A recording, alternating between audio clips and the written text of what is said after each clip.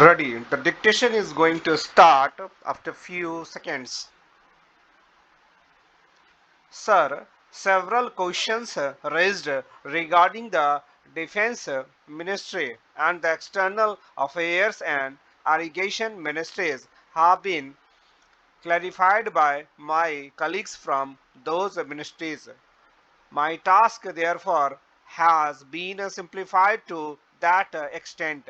Before I go to the question financial and economic raised by several honorable members, I should like to clarify one or two points which are more administrative than seven economic or financial.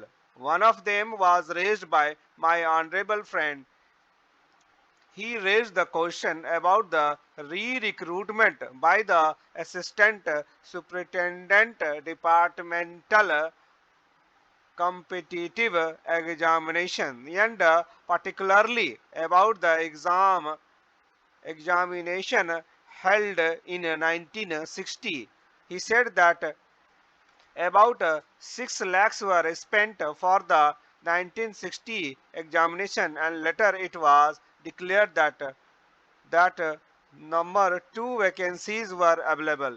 He therefore suggested that a definite procedure should be there and the examination should be held according to the vacancies declared in advance, and all persons who have qualified in that examination should be eligible for promotion or for appointment.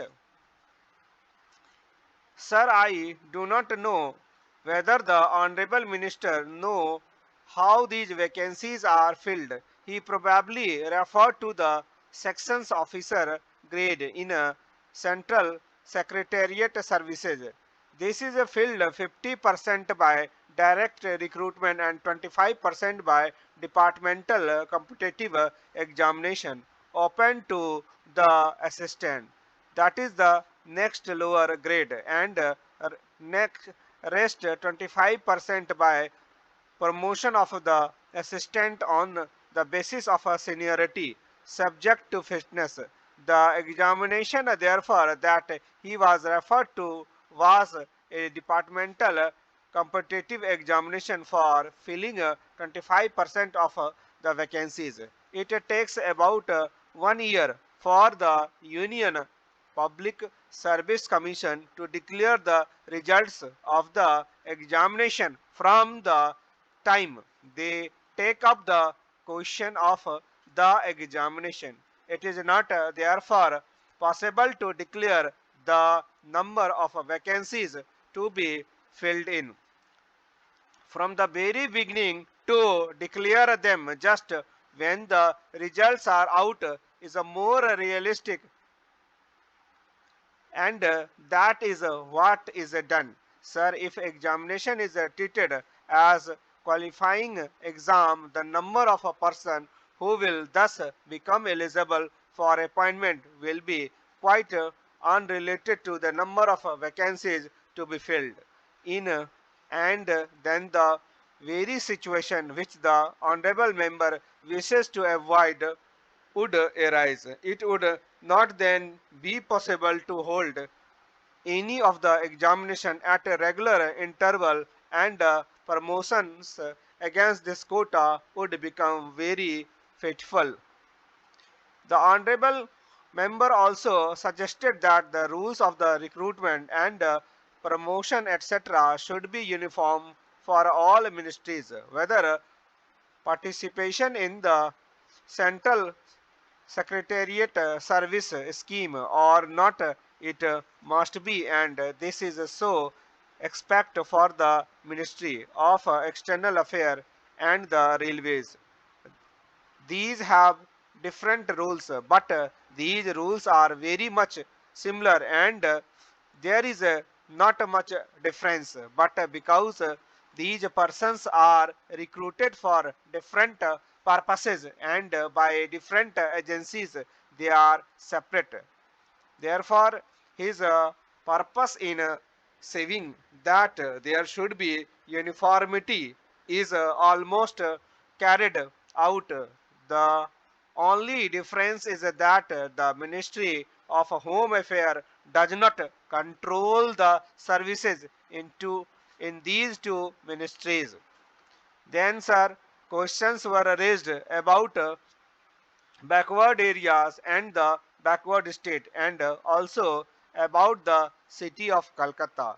If the budget is properly scrutinized, it would be found that assistance is provided for the state, particularly the backward state, and the finance commission will assess the overall recruitment of the state, takes this into consideration and makes its recommendation, which are carried out every time the finance commission recommendation are received, and they are received periodically according to the constitution. Sir, I would like to give the total amount paid to states on this account. The main objective of planning is to create a condition in which living standards are raised in a sufficiently reasonable level, and all citizens are given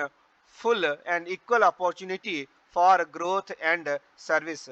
The plan seeks to provide a balanced emphasis on increase in production and employment.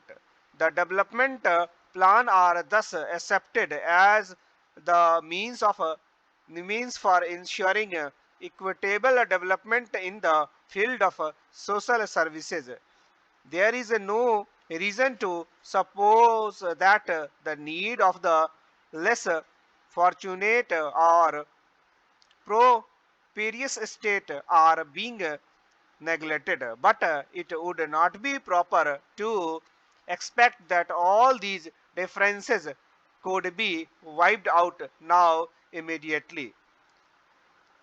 It must be seen whether we are going towards that very end or not. We are deliberately going towards that end, and we hope and trust that in course of time these inequalities would be wiped out. If not completely wiped out, at any rate they would be less, less ended.